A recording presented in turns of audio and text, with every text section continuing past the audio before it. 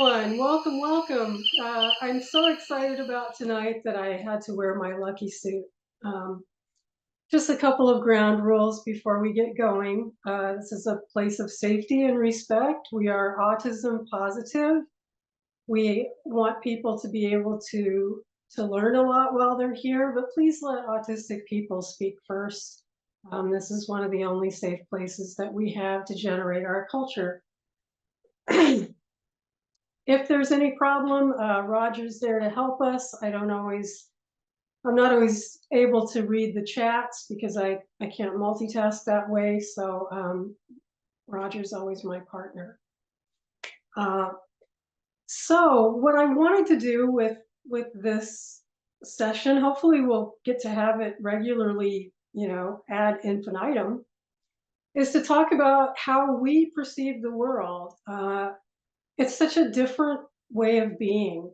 And we know a lot about material reductionist physics, but I don't think that really speaks to us. And the more I've had meetings with people and talked to friends, we reach this point where we're just really entrenched in this kind of esoteric physics frame of mind, talking about neuroholographic phenomena, like, for example, synesthesia.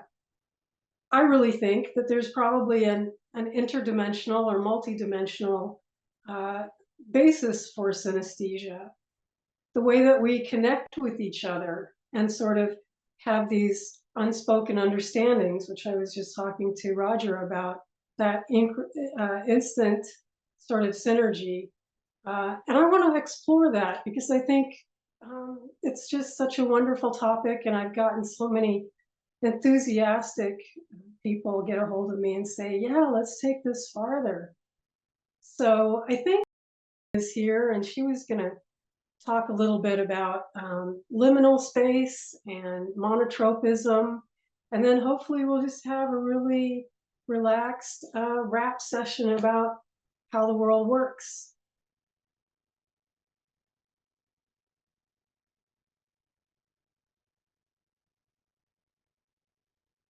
Is it on?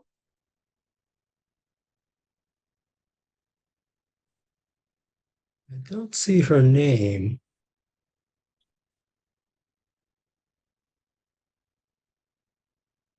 Well, that's okay. She might make it later, but I can talk a little bit about what I think of as neuroholography or being neuroholographic. It's a relational way of being whereby you're in constant connection with everything around you, and there aren't any boundaries between yourself and the environment, or yourself and the person you're dealing with, or yourself and the animals that you're learning from. And this relational way of being is very old for humanity. I can't speak for other cultures, but I feel like this is a healthier and more redeeming way of being. And I think that it's potentially a model for how we fix some of the problems that we're facing generally, not just our culture, certainly, but the culture at large, globally, with respect to other cultures, of course.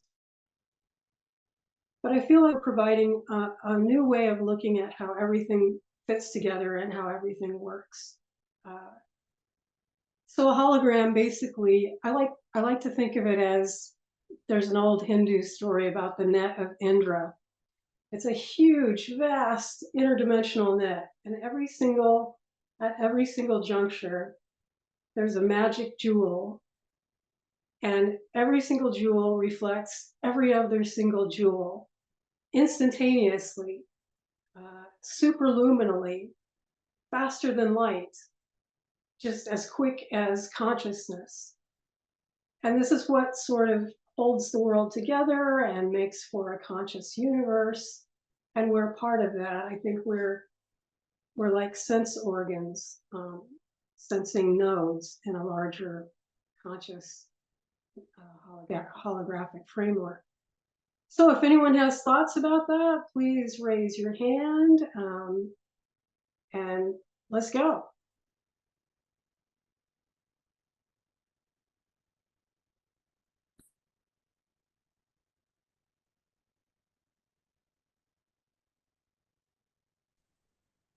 By the way, do you want to describe how to hit the hand raising icon? Yeah, you know what? If you wanted to, I think you can do that a couple ways. For me, the way it looks on my screen is on the right bottom, there's a little button that says more in 3 dots. And if I click that, then there's a option, little menu comes up and it says raise hand. I think it may look different depending on whether you're like on a PC or a Mac. Um, but if you want to start talking, that's totally fine too. We've certainly been able to manage that so far. We don't want anyone to not talk because the tech is not the most straightforward thing to figure out, or Absolutely. whatever people prefer. So people can also start if you have a question in the chat, or if you want to say something in the chat. That's another way we can find you. I do see one hand raised. Let me see who is here. I'll save you from trying to pronounce my name. um, I admit that I missed the first 45 seconds by having a minute signing in, so I apologize if I missed a link here. But what you're talking about reminds me of a conversation that I had recently about quantum mechanics of all things. I was having a discussion about PTSD. I work in mental health services, and we were talking about we wonder if people who experience different senses more strongly or more likely to have those kind of memories, whether positive or negative, and that kind of led us down the rabbit hole. And it had me sort of, I don't have an answer, I'm just wondering and building upon. It sort of had me wondering, like, I wonder if people who are more attuned to the different pieces of the universe or what's going on, whether aware or unaware of it happening, have more, the word that's coming to me is extreme, but that's not particular, more intense experiences of this maybe in our community than in other communities. Yes, I think so. And I think one of the ways that shows up is how we remember and how emotion and memory are combined for us, that we don't actually have a linear conscious experience, and that we actually have almost like accreted or compounded memories and feelings that become more than the sum of the parts. And at least for me, when I was a kid and I would have meltdowns, it certainly went back to that, not just sensing this kind of interdimensional or multidimensional environment, but having that instantaneous bodily, physical, emotional, spiritual recall of every other situation that I had been in that was stressful for me. I don't know, does that resonate for you and or other people? It's basically exactly what I had been musing about was okay, so if I feel things so strongly and if I'm having these um I call them visceral reactions. Like if I lower the gates and feel how I really feel instead of masking or guarding or trying to quote unquote keep it together, like what happens then? Yeah, so that's exactly what I meant. Yeah, and when we have these culture clashes between autistic folks or neurodivergent folks and neuronormative folks, we don't really have language to talk about that. We have to draw on neuronormative culture, language, parameters to try to squeeze that information in there. And it fails miserably. And that's one of the reasons I really want us to start talking about this, is to generate language for it. I think it's an exciting field. What a great time. I mean, the neologisms alone, then the new words we could make up for autistic physics for me is exciting as a writer as well. So, yeah. Can I dovetail and contribute? And I would love to. Oh my God. My whole talk about visceral, my whole body is like innervated and getting so much information from sharing in this dialogue, both of the shares. I want to represent myself, and I think that I probably am a fractal of many other experiences in our community. I'm a female autistic who was psychiatrized and put through a very dangerous filter and lens of a neuronormative culture, which is the pathology model. And I've had intersections with that many times at different fragmentations and different sickness points, because I'm also disabled with Ehlers-Danlos, which gives me an entirely multiplied divergent nervous system and sensory experience as well that interacts with my autism nervous system organization. But I really found myself not through the modeling and the teaching of my family or the greater consensus society, but through the ethical philosophy of Buddhism, because such a strong phenomenological experience of mine in my orientation was the disillusion of separatism with myself and others in my environment in an extremely positive and liberated way, growing up in a very multicultural, more Waldorfian public school experience with lots of freedom of self-exploration and a kind of Gnosticism and the noetic arts of trusting and knowing my inner experience. But I'm a hyperverbal, linguistically fluid and gifted autistic female, and it is treacherous for us. And I would say that innate ability, that innate orientation of of my individual multiplicity is at its most threatened and most stopped when interacting with the psychiatric biomedical model, which has been I've had to unlearn my fear of that inner experience of that, what the other contributor was talking about, like keeping it together, but in an extremely fear-based way where I was scared of that expansiveness or even scared of the information that I was experiencing, not trusting of my body, not trusting of the world or the other person. So it's just like brilliant to hear that this is a consensus for other people as well. Yes, and it's interesting too because not only do we have this cultural difficulty in translation, but there's danger there. There's real danger. So, for example, when I was really little, I experienced time in very different ways. Things could go backwards, things could go forwards, things could be like some things could go backwards and other things could go forwards. And I still have these now. Well, now that I'm immersed in autistic culture again, I'm starting to have these again, these what I call time stacks, where there's synchronicity and there's feelings and there's information, and it all starts to mold together into this bigger mind or this bigger spirit. But if you tell someone that when they're assessing you,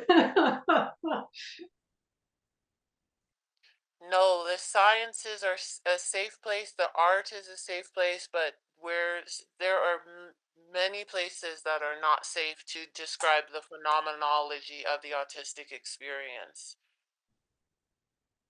absolutely. Does I'm going anybody to else read have? a couple of, I'm sorry, was someone going to say something? Oh, it's just me. Go ahead.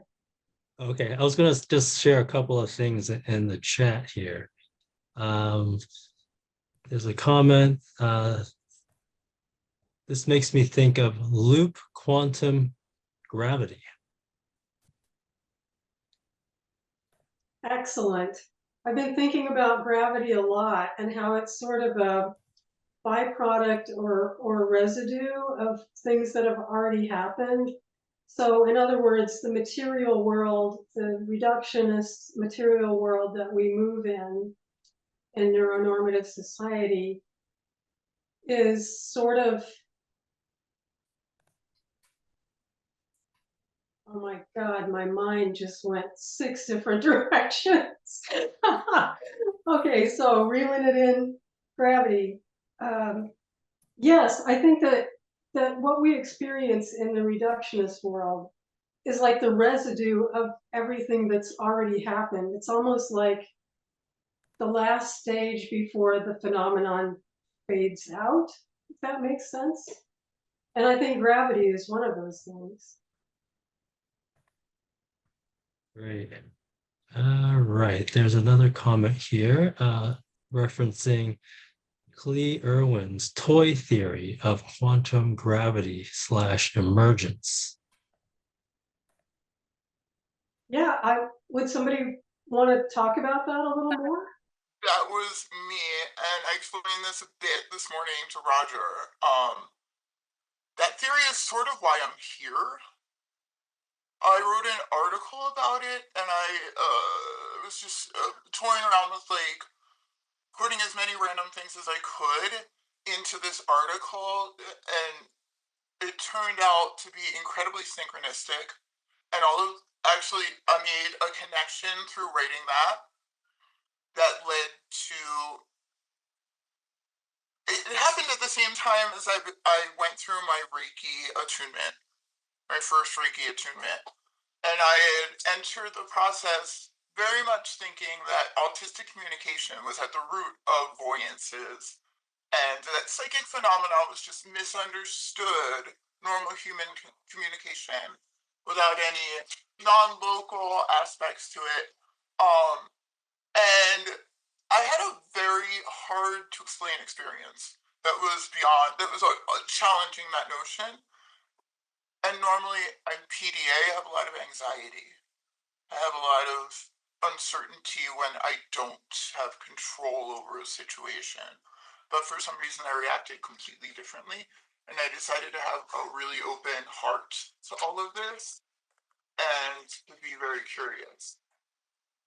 And about a year and a half ago, I sat in my Zoom meeting, and I explained, we acknowledged that we had so many synchronicities between us, and an odd way that we had met. And then I said, so what is this, and do we have anyone researching it?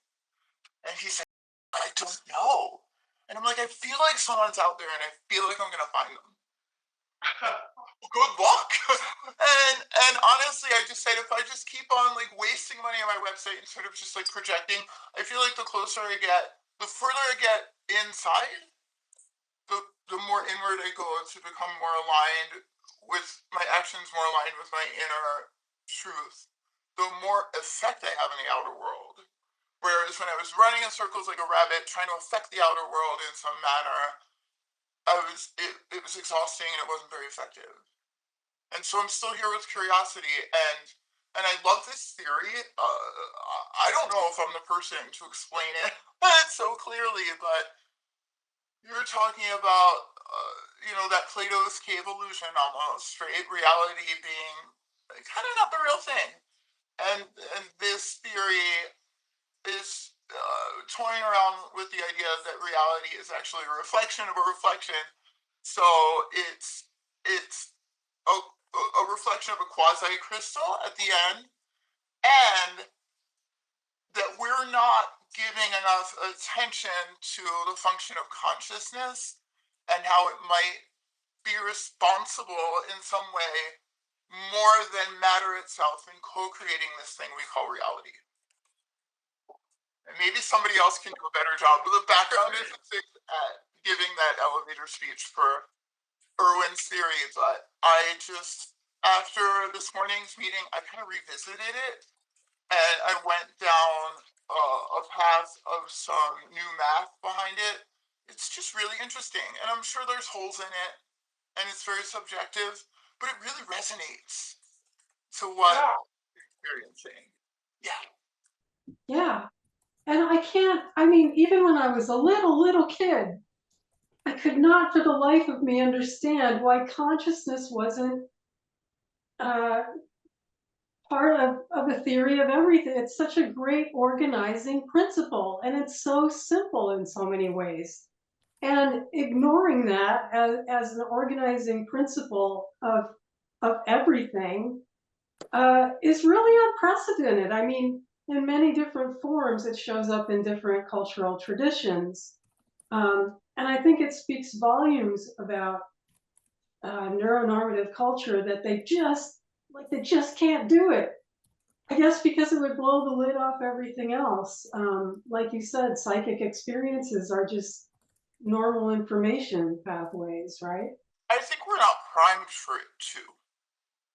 We're brought up in a binary society, most of us in an Abrahamic religion, right? So we're primed for human capabilities being one thing, and God, the realm of the supernatural being another. And most of us have a really hard time, not this group, obviously, wrapping our heads around non-local concepts. Even Einstein was sort of unsettled by it. And so you have to have a certain very abstract thought pattern. You have to be structured for that to even have this stuff make sense. Yeah. Yeah. Physics based on barriers. It's just odd to me. I don't know. What do you guys think?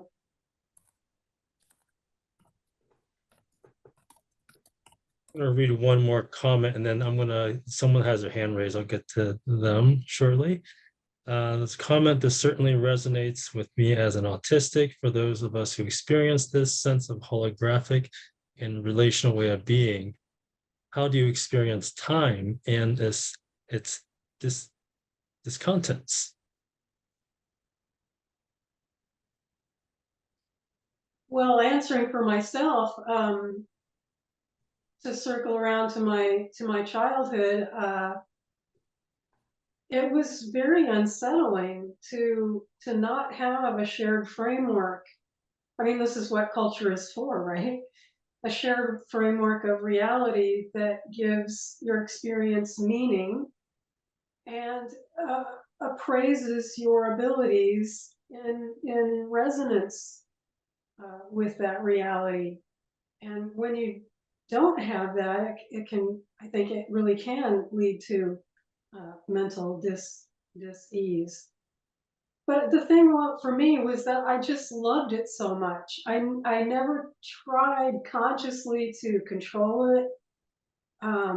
If things suddenly went back 3 days, I just thought, well, I know in my heart, I know you guys can relate to that. I know in my heart that this is the right way of things, So that's how I experience time. Great. Do you want to say something?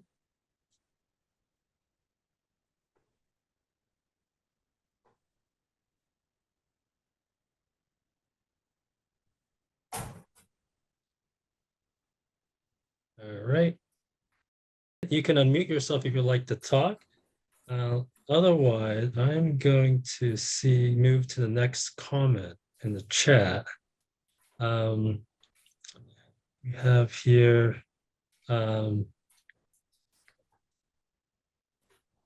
find synesthesia to be a deeper experience of reality, peeking into the spiritual. Yeah, that's beautiful. Yeah. So how is that for us? Like how does that work? That innate connection between what we're sensing. Me too. What's that? Hey, Morgan. Hi, Morgan. Good to see you. I've missed you. Sorry, I didn't know my mic was on. That's okay. That's okay. I'd love to hear from people if they feel safe to speak about how those things do connect, that kind of synesthesia and this broader world that's just alive with light and information. I I would like to speak if I could. That was my comment. I don't see the raise hand, but I hope I can just make my thoughts known. Please, please. So as autistic people, I feel like that's actually an advantage that we have is our brains thinking in uncommon patterns, as was mentioned. And for me, I very much believe that things have an essence to them.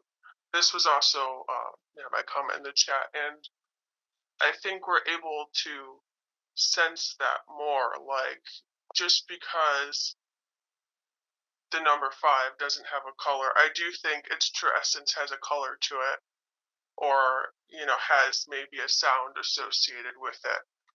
And I think if we unlock more of that and could show other people, it could help us get to the root of things, just like numerology, like numbers and math having meaning. I'm not very much based or knowledgeable on the physics part, but I do also find time to be interesting. I'm more of an occult practitioner myself, and I made a comment to you, Dawn, on Facebook about wanting to write a book about quantum mechanics and time magic. And for myself, I've actually had very interesting experiences of time with subtle body programming. Your subtle body is like your energetic body, which can be influenced by Reiki. But I've had experiences where I've even positively confirmed being able to do, it's called meta surgery, changing something in your subtle body, but in the past, and then it affecting now currently. So it's a version of time magic almost. So I feel like time is almost like a penny. It's all happening at the same time, or it's all connected, and you can access the past or the future if you can get more to the root of things. But it's quite hard to do that or explain, especially when you don't have the physics knowledge. Yes. Were you finished? I am finished. I saw I had a comment, or if you have a comment too. Oh, go ahead. Oh, I was just, I am, oh, it's so funny how language can be so abundant and then completely out of reach. I was just going to say I would love to know more about that, and that I dovetail with what you were saying about there being essence behind things that are seemingly like one-dimensional, or and it reminded me a lot of what you were saying was making my own experiences come to mind, especially with time magic and non-localized, kind of non-temporal communication or interaction with experiences. Because as I said, have been psychiatrized, I got very injured and unfortunately did not know I was autistic until, well, really about a year ago, and got sick and had to interact with a lot of treatments and medical treatments that did not help me but hurt me. But what they did was really, really alter my consciousness. And so I had a very long and extended experience of experiencing the phenomena of my own consciousness changing, which was extreme. And as an artist and a linguist and a scientist, I documented a lot of it. And at times when I was extremely sick and on psychotropic medication that was really, really affecting my consciousness, I was so non localized, but also aware and experiencing things topographically. And that's how the universe was organized. Not only having this like synesthetic, multi-component essence behind it, things that are material and singular. Everything was also very topographical, and I never got to the point where because I was very scared and I wasn't a practitioner and I wasn't using magic and I wasn't trying, but it would have been, and I didn't know if it was real or not. And I was being told it wasn't real. So, but looking back on the phenomena as just being phenomena, and what if you could have communication with that topographical orientation of consciousness and experience in the universe? I mean, it's just very profound. So thanks. Thank you. Yeah, just quickly, for me, magic and science, they're the same thing because the essence of the truth of something is the truth. And what used to be considered purely magic has been proven by science now, and it's still just catching up. And like the essence of things goes back to everything being related. And I think that's another layer of the connection is all of that. But it comes down to everything has some core similar essence, I think, and then different as well. Yes, I even saw it and understood it as every single thing having relationship, but also having its own separate awareness to recognize the similarity between it and the other thing, and that being the drawing force, that recognition of like perception, like I recognize the other thing as being a part or similar to myself. Yeah, for just one last comment for me, and then we can move on to someone else. But for me, yeah, I believe that the creation of the universe, everything started with one thing. And then these emanations came down and split off from it. And so that's how we're all connected because we can all go up to that base thing, whether plant, animal, rock. So if we can kind of access that element, we can communicate through it.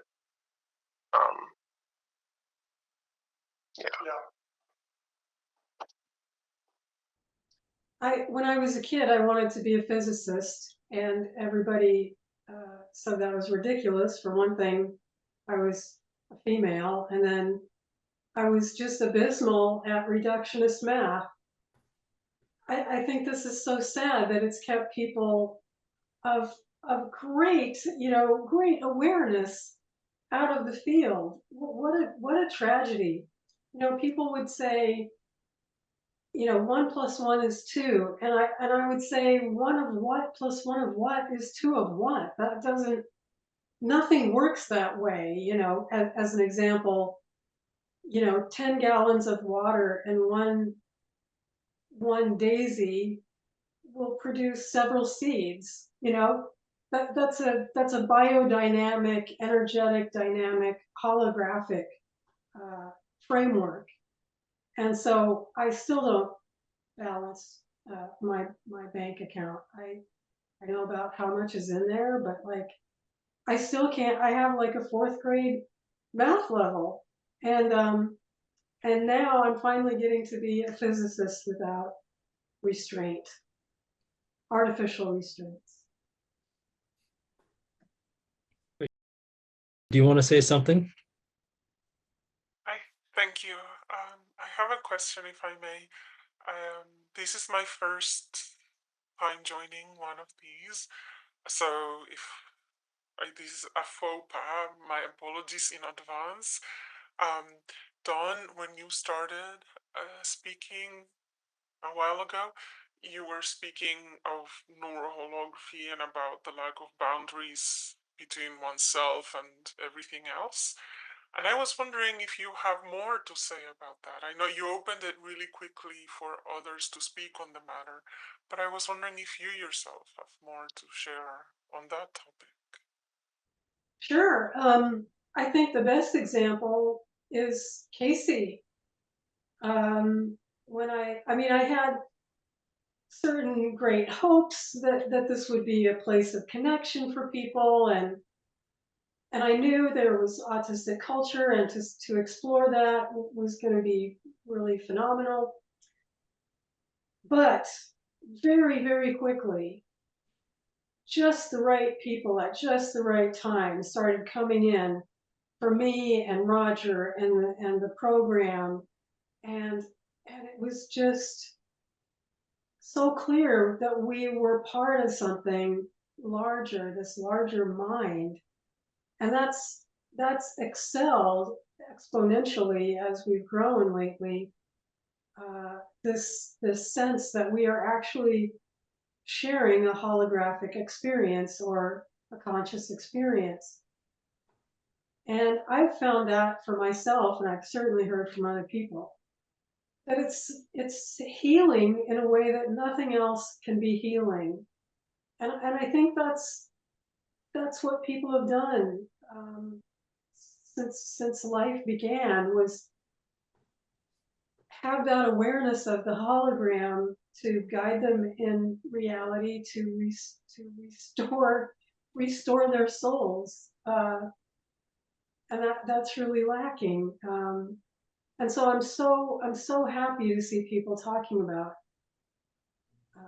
hologram and neuroholography and how every person, it's like that story as five blind people describe the elephant, and one says the trunk is what's real, and the other says the leg is what's real, and the other says the tail is what's real. And I think we're all bringing that together in a really unique way. I don't think this has happened yet anywhere for autistic people, and I do think it's based on holographic ways of being. Did you want to say something? Sure. This is my first time here, and I wasn't here for the first few minutes, but I have to say I'm just loving this so much. I, from like a really young age, had a very profound sense that there is a pattern to everything, and everything is deeply connected, but our senses just won't let us get quite there. And I've just, my whole life, I've just been on this journey to sort of piece it together and just try to, as much as I could, understand, consciousness and the patterning and all that. And I think it's so cool that, and of course it makes so much sense that other autistic people too would be pattern seeking and like seeing these things that are underneath, like this layer of illusion that we've all sort of been fed or, given. And so like right now I work in data science and AI. So I get to like look, I mean, if I see a math equation, like I can see the beauty. It's like looking at a landscape. Like I love to see like the beauty in these patterns and this, and read physics theories and sort of like look for, how it sort of comes together in my world and in the worlds of other people I hear about. I do have the sense, a lot like what you said, other people, that there is just one consciousness, like the real feeling sense of it. Like and I imagine a lot of you do too. Like there is not as much separation. But for me, like my biggest issue has always been sort of the idea of like, I know there's more, but our human senses won't allow us to experience that. Like we can only just sort of grasp it, and like what you were just saying, Don, like feel part of the elephant. So like, how do we then, as a community, piece that together in a language that will push us further? And maybe it's not through traditional science. Like we need traditional science because our senses won't allow us to really know what it is. But how do we, in a way that's maybe more fair or real than traditional science has allowed us to be, I guess. But yeah, I love this, and thank you so much for creating this.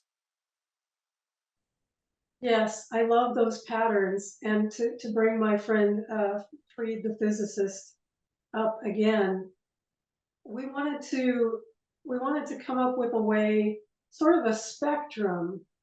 So on the far end, sort of just between he and I, my experiences of atemporality, of holography, of holographic consciousness.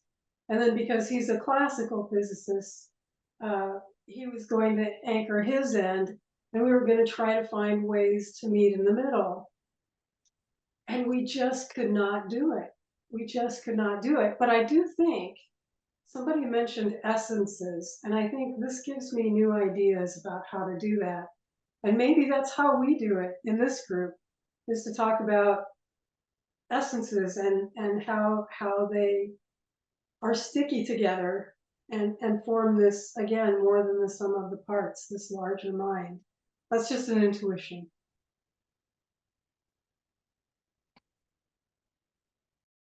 I see your hand is back up. Are you able to unmute yourself?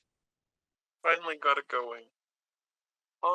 The first time I remember a very, very bold experience was at 6.5 months old. I was so frustrated with being in a baby body and not being able to talk. So I decided that what kind of tool did I have to search for meaning? And I decided that my mind, what else did I use? I thought all the time, so I decided to use my mind to search for meaning and to search for things. And I remember searching all over the place. I was sitting there going, I am going to use my mind, turn it on to like full strength. And so I went searching through all the space. And then I felt something move. And I said, you're trying to hide from me. And I'm going, I can feel you. And I go, no matter how hard you try, I'm never going to give up, because this is my first like adventure out into the realm. And so that night when I went to bed, all of a sudden a light filled, it created like a cave inside my mind. There was a comfortable bed, there was light, there were these hands. They looked like Buddha hands sitting there, cradled for me to climb in and to rest my spirit being, my energy being. And every single night that it would return to, and then it would rain golden rain of energy on me to help heal my body and give me strength. But I also, from the time I was born, that's all I've ever been able to do is see patterns. It's the only thing my mind sees and feels. And to me, life is nothing but patterns that are all so amazingly interconnected. I have a harder time with my, I have a brain injury, so it's a little more challenging, but I'm assuming I needed a challenge. So the universe supplied one. And maybe I was stuck in a rut or something like that. But it gave me whole new ideas about how to rebuild your mind and forget about the physical. And I keep on thinking about what I want to do when I'm done here. And I heard about this American Indian saying where you give up your life and you become like a dreamer who dreams the universe into being. And that's all I've been able to think about ever since I hit my head, is that that's all I've been doing since I hit my head, is practicing kind of doing that. It's just a very, very selfless thing where you just kind of give up being, and you devote your life to love and energy. I agree with that. I mean, there's always exceptions, but we know from our work with the Cultural Autism Studies program just how sweet people are. It's just such a gentle light. The things people have been through, and yet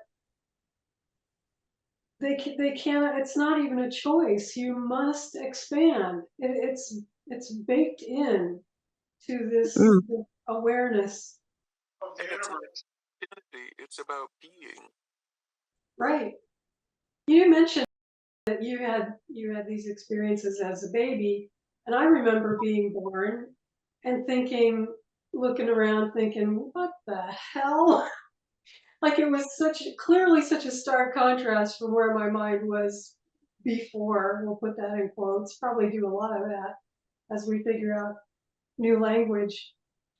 But then I sort of drifted into the program, like, I didn't think everything was real, but then when I was 7 years old, I was sitting there and I realized people thought all this was real. And I almost had like a collapsing event horizon. I felt it physically that it changed my relationship to matter. And I've been kind of struggling against it ever since. But I'm wondering how many people have these extraordinarily early memories of mindfulness. I did have a really exceptional one when I was 3. I was sitting there writing my name, and I sensed something behind me. It was very, very strong, as far as energy goes. And I asked, "Who are you?" And when I asked that, I was zipped around the universe in a circle, and then returned right in that spot. And then the being replied, "I'm infinity." Right. And I've thought for a very long time, the idea of time travel is really intriguing to neuronormative culture. And, you see people trying to like strap motherboards on a freezer or whatever. I mean, bless them, go for it. What do I know? Nothing. But I've always thought this is how we're going to do this, is with a group of people who knows what's possible, and their actual energy comes together in this kind of, coordinated attempt to experience these things together in a reality. I don't know how we do that or what, but it's exciting to think of. Well, I had a friend that mentioned to me, as I'm really into UAPs, and they said to me, it sounds like you are contacting interdimensional beings versus maybe UAPs. Um, they just thought it was that was more the experience that they seemed to be thinking. And then the interesting thing was I did see something in a fighter jet landed and parked right next to the thing I saw in midair. And I haven't been able to get the military to explain that, but I was driving and I was following this gaseous glowing stuff. And I tracked it to this diamond-shaped flat energy field inside of a frame. And I just had this, a friend of mine suggested that it was a quantum energy field, a time machine, time. You could go backwards in time or forward, that it was there. And that's what it was. And I thought that was really, because I thought it was a Stargate. That's what it looked like. It looked just kind of like the Stargate in the movie with this interesting, crazy looking energy field. And I made a model of it. But anyway, like I said, I happen to know it was legit because the fighter plane landed next to it in midair and it disappeared then. It's interesting how we, through cultural and other lenses, as we were talking about earlier, the need to condense something into a form where we can at least understand the edges of it and how important that is. And those edges, the lenses are really important. I don't think people ever, or rarely people consider what is between them and their experience. Like what they are seeing is more, running out of language, but more, yeah, holographic. and then so Technology. Us living, I mean, people talk about living in a simulation, and I'm always like, yeah, nothing is as you see it. Nothing is as you collapse it culturally, experientially, even synesthetically. It doesn't represent everything. But I don't want to interrupt I just want, we've talked about a few things, and I want to be sure that Okay. get everybody in that wants to comment on these things. Ta-ta, everybody. Did you have a comment, a follow-up comment? Yes.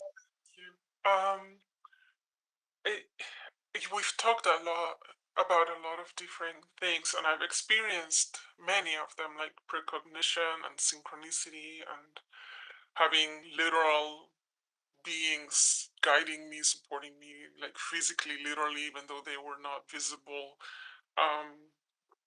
Feeling the energy of a space from an event that happened 100 years ago.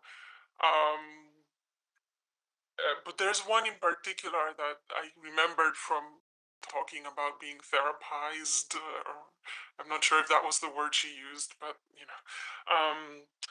that I want to ask for everyone's input about, which is very simple. It's when you're hyper empathetic and you can feel others' emotions as if they were your own. I don't know if any of you have ever seen the movie Powder, which is really old. It's probably 30 years old, or Dawn has seen it. Yes. It's one of my favorite movies.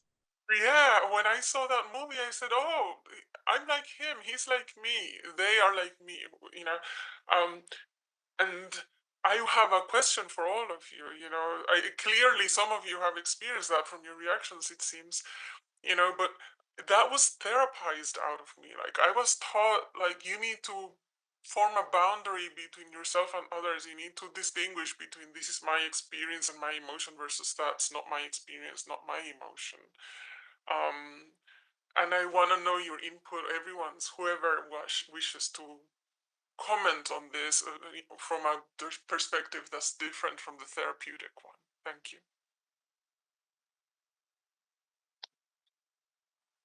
Yes, anyone just jump in.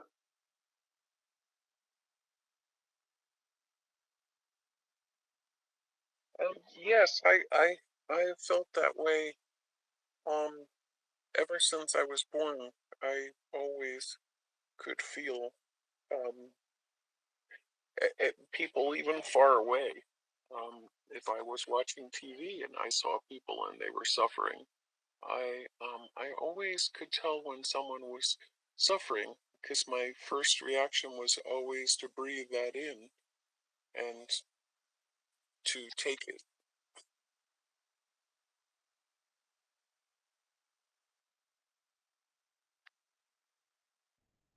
Okay.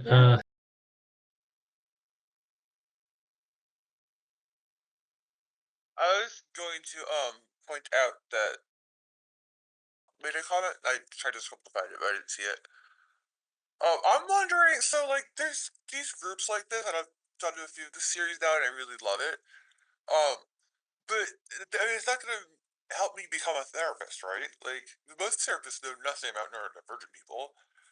Do you know if there's like a program that's like this that will help me become a therapist? That's like affirmative and actually like exploring the realities about us and not just perpetuating a whole bunch of very old and outdated beliefs.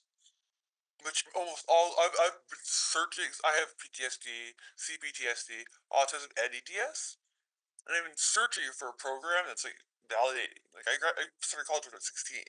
I can't find anything. I can only find deficit models at the universities. I'm babysitting a kid in ABA right now. I'm not like against it. I think it needs to be balanced. We need to be careful. She's giggling. She's happy. But that's literally the only kind of therapy that is offered through my insurance with ABA for autism. There's nothing for adults. There's nothing for high functioning people. And I used to be a SPED teacher. There's also no accommodations for people with autism unless they're behavioral if they're doing well in school. They're like, oh, you could get good grades, so who cares if you're gonna be depressed? Kill yourself at 18 or whatever. Sorry, I feel like I went on there. Well, that's okay. I mean, just I hope people will chime in with their own positions, but I feel like just being aware that autism is a way of being, and if a kid, or a client comes to you and describes these things and you've heard it from a whole other group of people, I think that's really important. And unfortunately, I don't know anywhere else that this is happening. However, I think the power of what is happening here is going to quickly transform that situation. Anyway, somebody else? Kind of reminds me of Ram Dass, one of his books that I read when he went to India to spend time there. I mean, it was kind of on the same quest, and there's just a lot of overlap. I just want to pivot to the conversation in the chat here. There is a common have orno-linguistic personification synesthesia, OLP. For me, numbers are beings, people. They have personalities. My equations are resolved via understanding. Sorry. The scroll thingy is not working so well here. Understanding their personalities. As a child, I could simply understand and complete quadratic equations, but couldn't show my work. I couldn't do neurotypical math because my experience of math was not abstract. Let's see. OLP is how I experience much of the world. Do others here experience this? And second part is, as with many relational cultures, I sense many of us, including myself, have a animate existence as qualia, and as we navigate entity processes imposed on us. Yeah, I mean, I experienced that.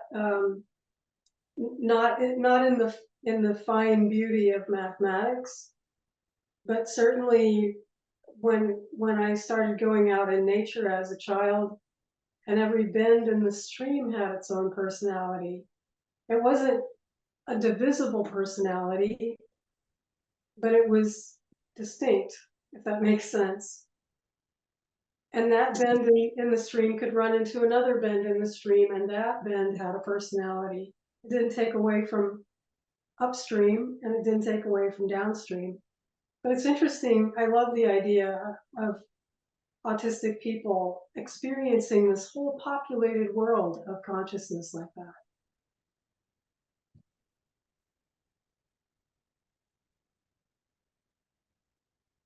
Yeah, great. So let me see if I can catch up a little bit here. If no one has their hand up. Can I just say one thing that has been a real guidepost of what that animism does for me in my worldview and how it affects my relationship with the world. I also have Perry. I don't know. I wrote it in the chat. I never said it out loud. Perry Iodolia. Pareidolia. Yeah. And I understood this through going through so much rehabilitation and noticing things about and having to recover parts of my brain and my body. It really, that animism everywhere makes me a better steward to everything. I have a relationship with everything. I have a relationship with inanimate things. I have a relationship with plants. I have a relationship with the sky, with doorknobs, with erasers. I'm a collector. I have reverence and love and animism and relationship. And it's an incredibly important part of, and I think the autistic experience can also be very lonely in finding ourselves in the culture of neuronormativism, and it makes me feel very not lonely and part of it. I feel alive in that I exist with this animism that I experience. So it's very comforting to me too. That's it. Yeah, you can't be alone on that level, right? He says that was beautifully said. Animism makes me a better steward. Yes, I agree with And Roger, you can attest from the very beginning, like when we started 3 years ago, this was a common thread. We hadn't really explored. Sorry? Oh, I'm sorry. I'm actually babysitting, or like, well, doing the kid I'm babysitting for just finished ABA. I got distracted. Sorry. Sorry, what was I saying? I lost it. You said animism is a common thread that was. Thank you. Thank you. I'm totally in the web now. It gets really hard for me to reduce thoughts when I'm sharing with autistic people on this level. But yes, Roger and I noticed right away when we started 3 years ago that people had these kinds of relational feelings of relational responsibility for animals and other groups of people, and the environment that was part of them. It's come up again and again and again in almost every session, if I'm not wrong. So it's interesting to be exploring that as part of autistic physics. All right. There's a comment towards the beginning about synchronicity. Let me read it here. Love that you mentioned synchronicity, since learning about my autism and am in the process of unmasking. I've been keeping a synchronicity journal, significant synchronicities every day.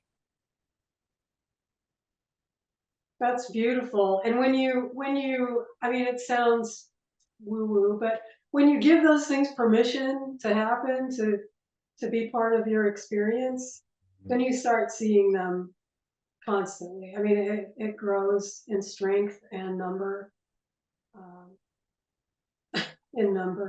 if I can say that. The phenomenon grows stronger, I'll say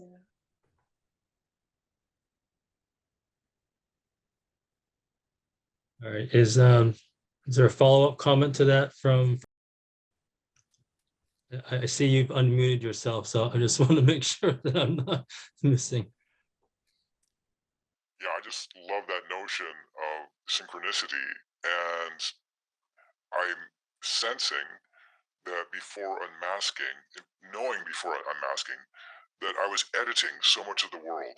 I was pushing things out of experience because it didn't fit what you might call the neurotypical script.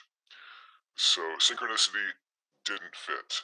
Strange circumstances that made sense, but I couldn't explain, they didn't fit. So I just wouldn't talk about those things. So the Synchronicity Journal has been a way of keeping a daily record of seeing a kind of perception for those whose minds haven't pruned those avenues of perception. You can still see things happening in the world that haven't been pruned. And so that, for me, has been a way of documenting the experience of, I think, of a very real way of how the world reacts. Synchronicity, I think, is almost a kind of bedrock experience for a lot of people in the world, and for me, it's been very enlightening. Yeah, it's almost like kind of a recursive phenomenon, an alinear recursive phenomenon. Would you agree with that? Absolutely. And yeah, and just fairly stunning things that didn't make linear sense, but came into being. That in hindsight, I would say were some sort of synchronicity. That was the only way I could explain it. But it's not a typical avenue of explanation in the culture. And so I just thought I'd like to start keeping a journal around this and start seeing how often this actually happens. I find that's very fascinating. Can you give us an example of what that looks like when you journal? So I like to keep it very simple. And for example, I was just studying a little bit about the Greek myths, and I left the house that morning and was thinking about Apollo, and then a plumber van drove by that said Apollo Plumbing. That is just weird. So I wrote that down as a synchronicity. I think those are small synchronicities, but I feel like it's almost like a kind of weight training or like aerobics, that if you start doing it a little bit, you can start noticing some of the bigger synchronicities. I will credit my meeting my life partner as being an incredible synchronicity, almost a manifestation, and that's a gigantic one. But there's almost no linear rhyme or reason how that could have happened unless it were along those lines. And so I've now been more conscious about how this works, and I just keep the daily journal because it's fun. I can spot the small things, and it helps contextualize the big things. Yeah, and when we're liberated into possibility versus probability, just decolonializing your mind about what, I mean, I still do it. I have that little, is this too much? Like, and not because I don't believe in my experience. I'm just tired of hearing how there's something wrong with me, you know. But I feel like together we're really gonna make that happen, that decolonization, I think. And is that a Star Trek command shirt you're wearing? Oh, I wish. No, it's just a sweater, but it actually does look like Star Trek Command, and I love that comment. Thank you. I'm grooving on that. So I don't know what time it is, but It is oh my goodness. 8:07. Well, I'm not going to cut things off if people want to keep going, but I just want to say how wonderful, how beautiful and overwhelming to hear people talking freely about these things and generating this sense of belonging and pride, just pride in what we can do. It's special. It's special. It's beautiful, and I'm so proud of everyone for sharing so deeply in such vulnerable areas. Yeah. But we're going to have these once a month, I hope, in perpetuity. And I would love for people to sort of write to me, get a hold of me about your ideas, aspects of autistic physics you'd like to explore, thoughts you had about our talk today, things that just come into your mind, synchronicities. Yeah, so we can reconvene in, I think it's roughly a month. Yes, that's right. And I think one of the dates you're going to adjust, right? The one in December, just so folks have that on your radar. Is that right, Don? Oh yes, I needed to shift from the 19th to the 18th. So Okay, so if you've signed up for the one in December, then it's just gonna be a small change by like a day. So just a little heads up there. Okay, well, I think that, if, we're on different social media platforms. I mean, primarily on the Facebook, we have the private Facebook group. So it would be, if folks want to continue to plant seeds or develop ideas or anything that's talked about here, that is one route to have some continuity, and also kind of help serve as a little stepping stone for what we might talk about in the next meeting. absolutely. And did anybody have anything they're burning to say before we close?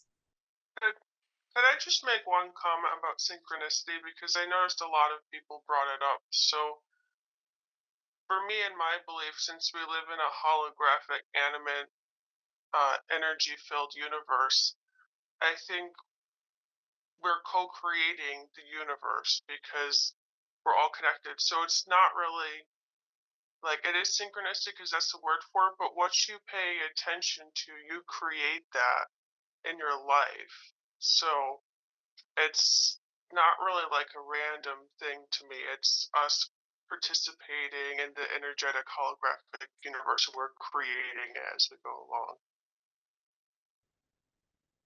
I use the word co-creating all the time. All the time. Great, wonderful. Well, yeah, so this has been awesome. I can't wait till we pick this up next month. But yeah, if we can continue to keep the dice rolling online, and that's sort of the beauty of all this tech we have now. Have a good night, Yeah. everyone. Thank you. Thank you, everyone.